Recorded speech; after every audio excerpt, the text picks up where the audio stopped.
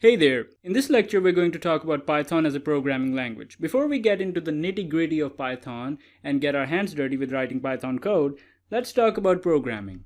So what is programming?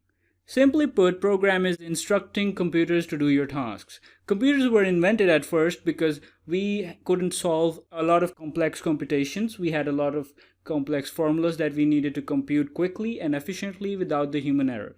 Whenever we conducted a research, whenever we were experimenting, we needed a machine that could do our computations quickly and efficiently. So complex computations, maths, parallel computing was done by computers nowadays, and it is still being done, and computers are the core of our society. We rely on computers too much. So it's very important to understand why do we need to learn programming as in the first place. So let's talk about programs. So what is a program? A program is a sequence of instructions to execute a computation. So a programming language is a language of computers. Whenever we want to instruct computers to do our task, we need to communicate with them in a particular language, a language which they can understand. So why do we need to learn programming at all? If computers are so smart and they were built in the first place to do our task, we should have just invented such computers that could understand our native language. We could just instruct them to do our daily tasks. Simply put, it's because computers are dumb. Computers don't understand high-level abstract language. Like we speak, like humans, they do not understand these complex languages that we speak in our everyday lives. So that is mainly because computers are still machines, and they only understand zeros and ones.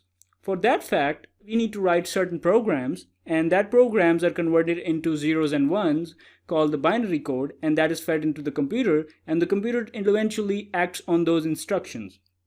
Nowadays we have Amazon Alexa, Google Assistant, and Siri, to which we just give them simple instructions and they act on them. But that's not exactly the case. Even though we give them simple instructions, on the back end there are certain programs that are written that understand those instructions, convert them from a high-level language to a low-level language called the machine code, which is just zeros and ones. And that is what computers actually understand. So the level of abstraction, or the level of, you can say, a pipeline, is that we write code, which is a program. So we feed that program to the computer, and that program is converted into a low-level bytecode. That bytecode is ultimately converted to zeros and ones that is fed to the memory of a computer, and then a computer acts on those zeros and ones and performs the particular tasks that is being conveyed in those instructions. So let's talk about the art of programming. The art of programming is basically problem solving. Usually whenever we write instructions, we are dealing with whenever we want computers to solve our tasks, we are talking about a bigger complex problem. But whenever we solve the problem, we break it down into smaller sets of subproblems, which are comparatively easier to solve. And programming is something we write instructions to solve these smaller problems, which ultimately constitute the bigger problem. And program consists of all these instructions that we write and ultimately solve those smaller problems, and then these smaller problems eventually combine to the bigger problem that we were trying to solve. For example, let's talk about the mathematical computation of a factorial. The factorial, although is a bigger operation, whenever we write code for it, we perform certain mathematical operations. We perform division and multiplication.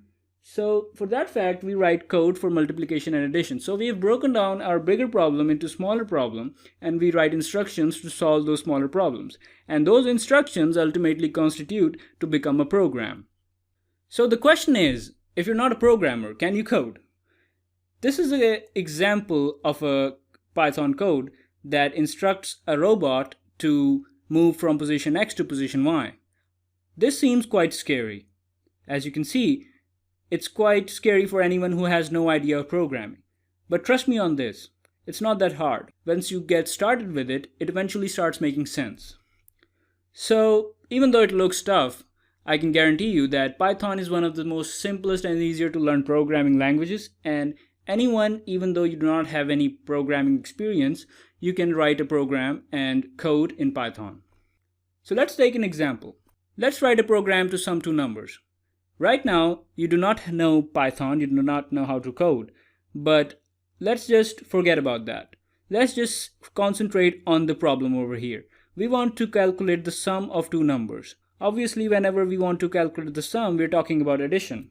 So we want to add two numbers. So first, we want to store those numbers into variables. X and Y will be our variables, and we need to perform addition, and this equality sign means that whatever the addition result is, it will be stored in another variable that is called the sum. So this will be the total, and this will be our first number, and this will be the addition operator, and this will be our second number. And you've just written Python code.